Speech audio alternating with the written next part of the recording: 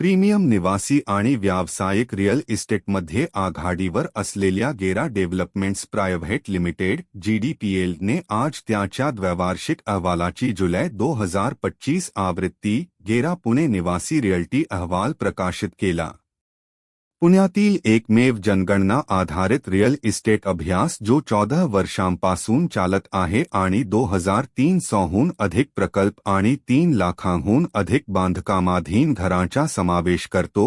हा अहवाल जून 2025 रोजी संपलेल्या 12 महिन्यांच्या बाजारपेठेच्या गतिशीलतेचा अधिकृत डेटाचालित दृष्टिकोन सादर करण्यात आला आहे. या वर्षीचा अहवाल पुण्याच्या निवासी रिअल इस्टेट व्यवसायामध्ये लक्षणीय बदल दर्शवितो.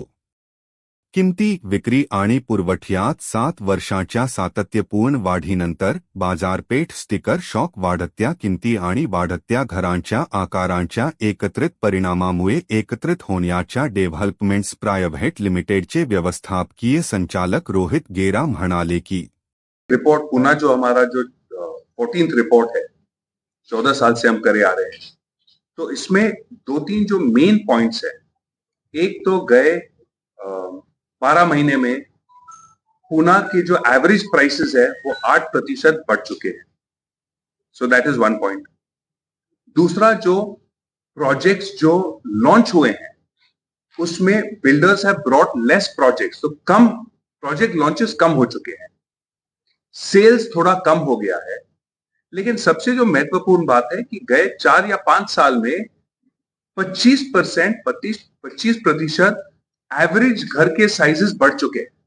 अब इस और जो प्राइस जो बढ़ चुके हैं और जो साइज जो बढ़ चुके हैं उसके वजह से जो अफोर्डेबिलिटी है लोगों की वो कम हो चुकी है.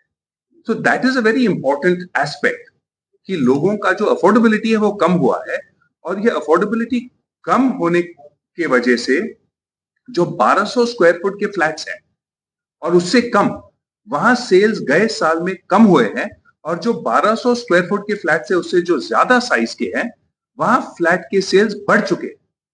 तो इसका क्या मतलब है कि जिनके पास बजट्स हैं वो खरीद रहे हैं, लेकिन जो जहां अफोर्डेबिलिटी कम है, प्राइस बढ़ने की वजह से और साइज बढ़ने की वजह से उस एरिया में वो उस सेगमेंट में सेल्स कम हुए. And this is the main thing. और इसके वजह से अगर आप आगे देखें, builders will have to bring down. देखिए, प्राइसेस तो कम होने की संभावना नहीं है, कॉस्ट बढ़े जा रहे हैं, लेकिन जो बिल्डर्स कर सकते हैं कि वो साइज कम कर सकते हैं. और जो 1200 स्क्वायर फुट तक जो फ्लैट्स हैं, अगर वहां हमने साइज कम किया तो वहां अफोर्डेबिलिटी बढ़ेगी और वहां से भी सेल्स बढ़ने की संभावना है. आपने ईस्ट और वेस्ट पुणे के दोनों छोर का डेटा बताया जी. और कई सारे इंफ्रास्ट्रक्चर प्रोजेक्ट पुणे में चल रहे हैं, तो ऐसे में कौन सा एरिया खास करके लोगों के लिए प्राइस होना चाहिए, अफोर्डेबल होना? देखिए, ईस्ट और वेस्ट पुणे में लोग वहां घर खरीदते हैं जहां सबसे ज्यादा जॉब क्रिएशन होता है, क्योंकि लोग वहां काम करने के लिए आते हैं. अब अगर आप ईस्ट और वेस्ट पुणे में देखेंगे तो खराड़ी एरिया और उस बेल्ट में there is job creation because of IT. अगर आप वेस्ट में देखेंगे वो हिंजेवाड़ी का एरिया था, राइट. अब हिंजेवाड़ी का के जो एरिया में जो आईटी का जो जॉब क्रिएशन है वो कम हो चुका है, लेकिन हिंजेवाड़ी में जो मेट्रो के वजह से वो इम्पैक्ट आएगा. तो जॉब क्रिएशन और इंफ्रास्ट्रक्चर और ट्रैफिक इंफ्रास्ट्रक्चर, मेट्रो हो, रोड हो, उसके वो मेन डायनामिक्स वही है लोगों के लिए, घर के लिए.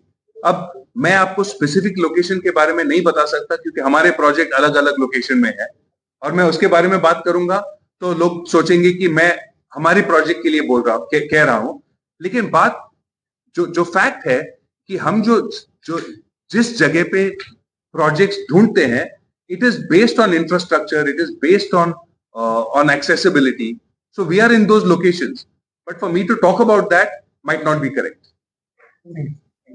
Thank you very much.